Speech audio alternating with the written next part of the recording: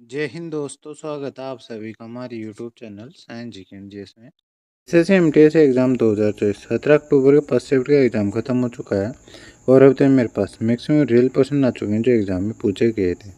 तो शुरू करते हैं आज का वीडियो और देख लेते हैं आज के फर्स्ट शिफ्ट में किस प्रकार के क्वेश्चन पूछे गए हैं जी के एंड जीएस के। और यदि आपको इसका PDF चाहिए तो मैंने डिस्क्रिप्शन टेलीग्राम चैनल का लिंक दे रखा है, आप उसको ज्वाइन कर लीजिए, उस पर आपको इसका PDF भी मिल जाएगा। तो आज का फर्स्ट शिफ्ट का फर्स्ट क्वेश्चन है, पिट्टी द्वीप पक्षी अभ्यारण्य कहाँ स्थित है? तो ये लक्षद्वीप में स्थित है। लक्षद्वीप इसका राइट आंसर हो जाएगा। इस बार नेक्स्ट क्वेश्चन पूछा गया था, बिहार में नालंदा विश्वविद्यालय की इमारतों का निर्माण किस ईंट से किया गया था? तो रेड ब्रिक्स यानी लाल ईंट से किया गया था, तो लाल ईंट इसका राइट आंसर हो जाएगा।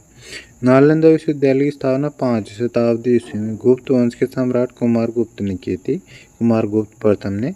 तो इफेक्ट आपको ध्यान रखना है।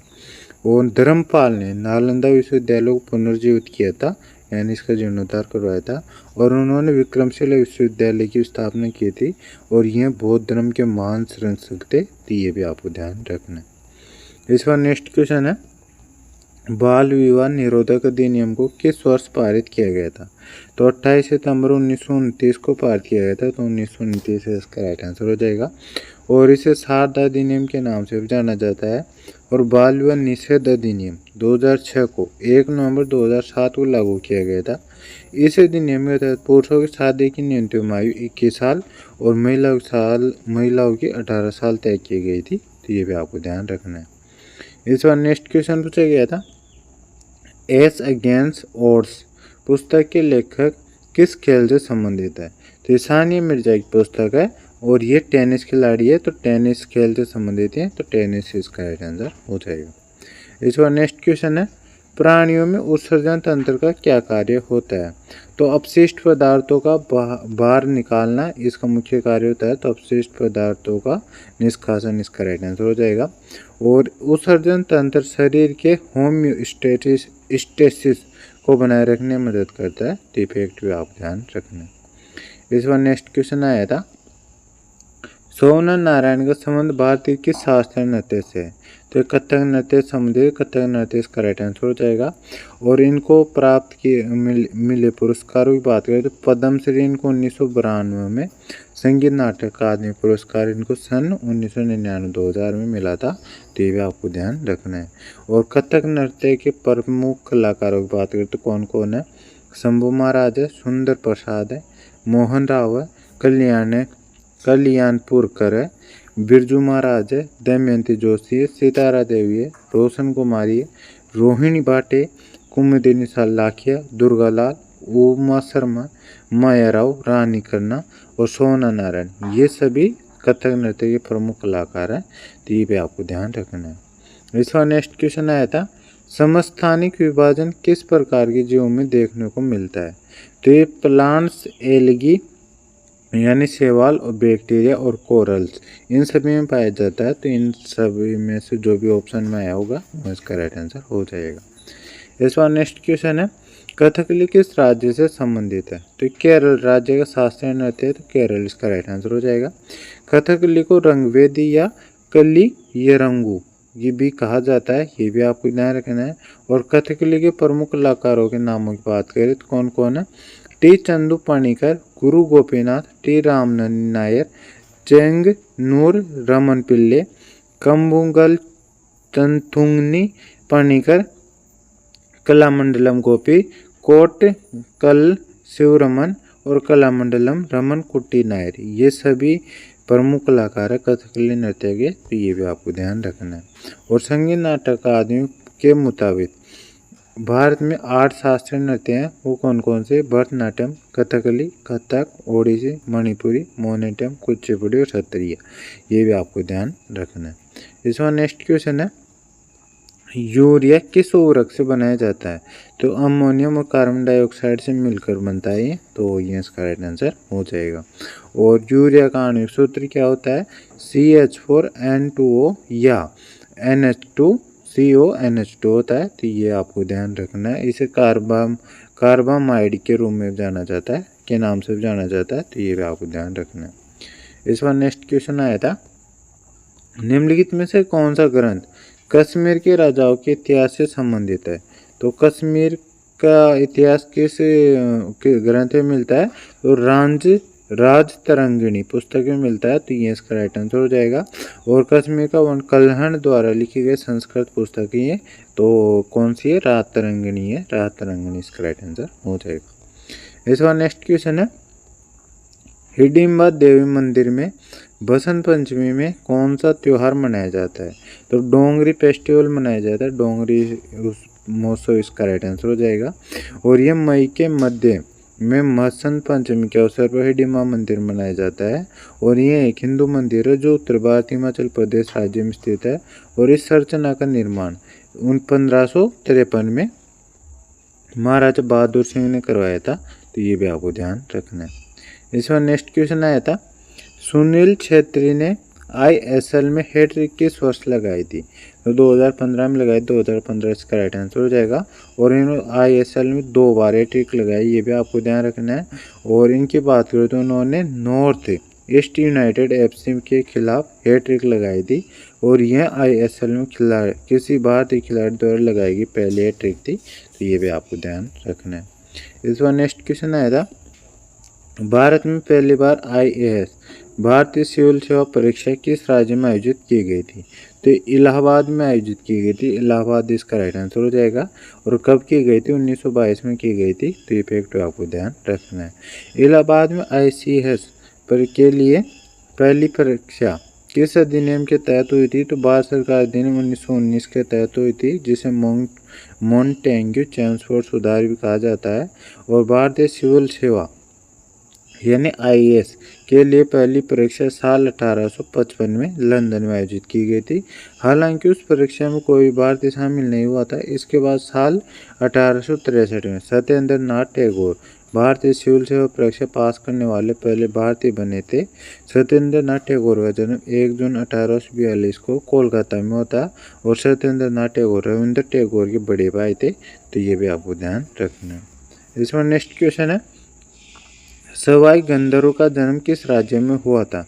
तो जिन्हें किस राज्य में होते इनका जन्म? तो ये कर्नाटक राज्य के एक लोकप्रिय हिंदुस्तानी शास्त्रीय गायक थे।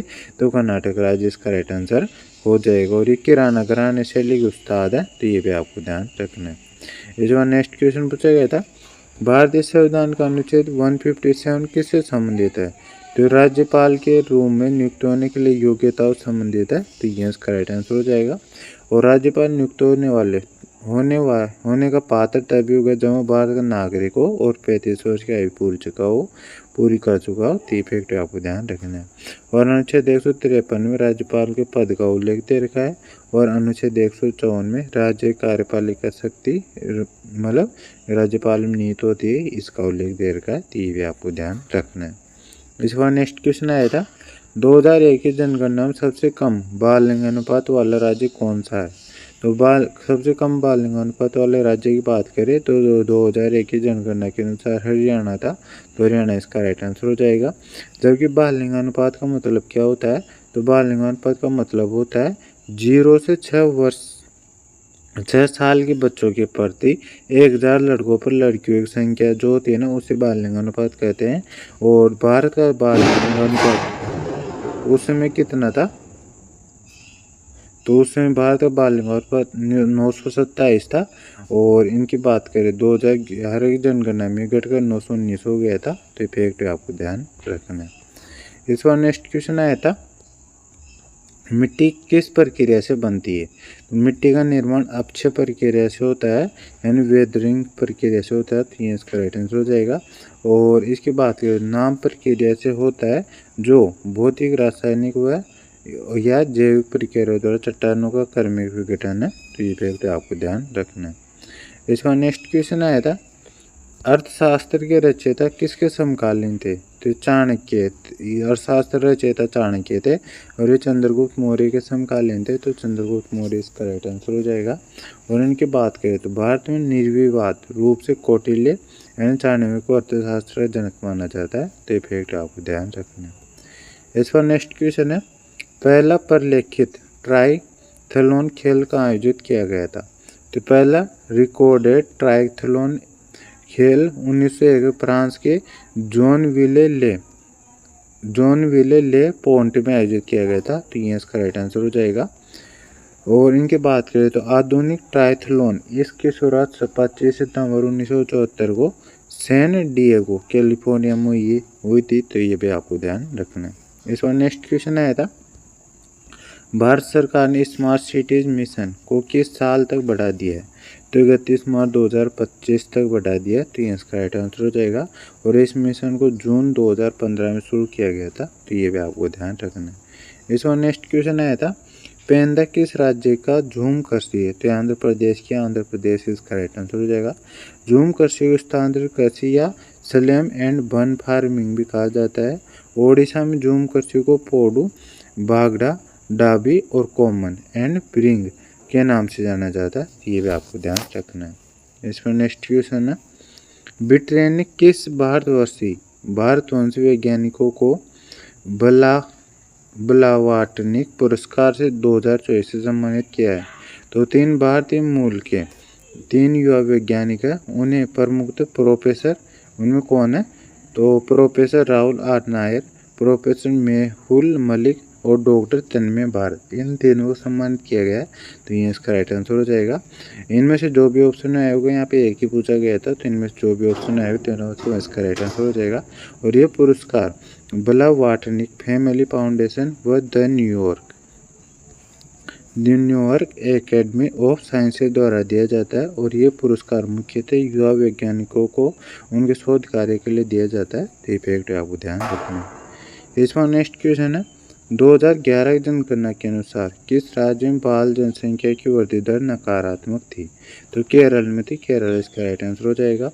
और बात करें तो नागालैंड एकमात्र ऐसा राज्य था जिसने साल 2011 की जनगणना में नकारात्मक जनसंख्या वृद्धि दर्ज की गई थी। यानी बाल जनसंख्या का नकारात्मक तो केरल में थी, लेकिन नागालैंड में ओवरऑल जनसंख्या ही नकारात्मक थी। तो ये भी आपको ध्यान रखना है। और नागालैंड में 10 की वृद्धि दर कितनी रही थी? तो 2011 जनगणना के अनुसार -0.58% थी। और वहीं मेघालय में सबसे ज़्यादा 10 की वृद्धि दर 27.82% रही थी। तो ये फैक्ट आपको ध्यान रखना है। इस बार नेक्स्ट क्वेश्चन आया था, अगर किसी व्यक्ति ने परीक्षा पास कर ली है लेकिन उसे नौकरी नहीं दी गई है, तो यह राज्य के खिलाफ किस मौलिक अधिकार का उल्लंघन है? तो वह रोजगार में अवसर समानता का अधिकार का उल्लंघन हो रहा है। तो ये इसका राइट आंसर हो जाएगा। और भारतीय संविधान के अनुच्छेद 16 में सार्वजनिक रोजगार में अवसर की समानता के बारे में बताया गया है। तो इस मौलिक अधिकार का हनन हो रहा है उसका। तो ये इसका राइट आंसर हो जाएगा। और अनुच्छेद 16 के मुताबिक किसी भी नागरिक को धर्म, जाति, मूलवंश, लिंग, जन्मस्थान, निवास इनमें से किसी आधार पर सरकार रोजगार पद के लिए अपात्र नहीं ठहराया जा सकता। तो फैक्ट आपको ध्यान रखना है। तो ये सभी क्वेश्चन थे जो आज के पॉसिबिलिटी में पूछे गए थे। आई होप आपको यह वीडियो पसंद आया होगा। वीडियो पसंद आए तो वीडियो को लाइक कर देना। चैनल पर नए हो तो चैनल को सब्सक्राइब कर बेल आइकन ऑन कर लेना, ताकि मैं जैसे इसका नेक्स्ट पार्ट लेके आऊँगा, यानी सेकंड शिफ्ट का एनालिसिस लेके आऊँगा, तो उसका नोटिफिकेशन आप तक पहुँच जाएगा और आप सबसे पहले इस वीडियो को देख सकेंगे। और यदि आप उसका PDF चाहिए तो मैंने डिस्क्रिप्शन में टेलीग्राम चैनल का लिंक दे रखा, आप उसको ज्वाइन कर लीजिए, उस पर आपको उसका PDF भी मिल जाएगा। तो मिलते हैं नेक्स्ट वीडियो में, तब तक के लिए जय हिंद, जय भारत।